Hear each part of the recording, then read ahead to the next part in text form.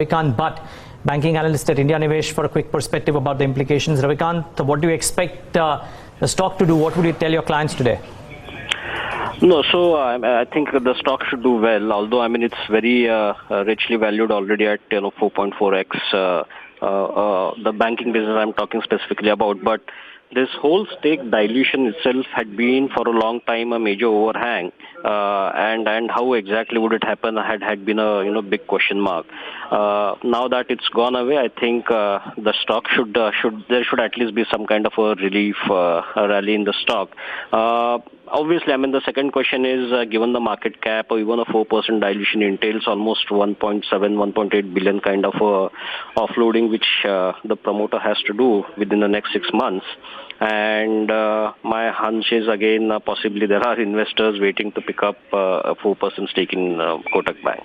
So net, I think this is a big positive from a valuation perspective. Possibly it's already trading very rich levels, but the market should nevertheless give a thumbs up.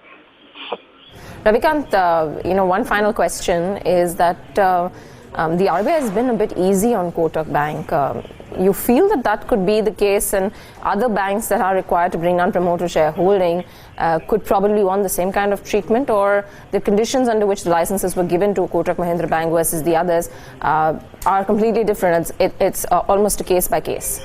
Yeah, I feel it's the latter. And in that sense, I think it's a no-brainer. So while so there has been this discussion about RBI being a bit easy on Kotak Bank, but going back to the era when the licenses were issued, I think the argument, if Kotak Bank were to make the argument that they have run the bank more efficiently and thereby requiring a lesser promoter dilution compared to one other bank which was given the license around the same time, I think that indeed is a fair argument. So I think this is a golden mean which both have arrived at. And as far as other banks are concerned, I think it's been very explicit and in black and white as far as the license terms are concerned. So I don't think the same argument which has been made for Kotak to retain his stake at 26% and gradual dilution as and when it happens is applicable to the banks who have been given licenses under the current licensing regime. So yeah, I don't think RBI is being easy on Kotak. Okay, Ravikant, we'll leave it at that. Thank you very much for joining us this morning with those thoughts. So a case by case basis, but nonetheless an overhang for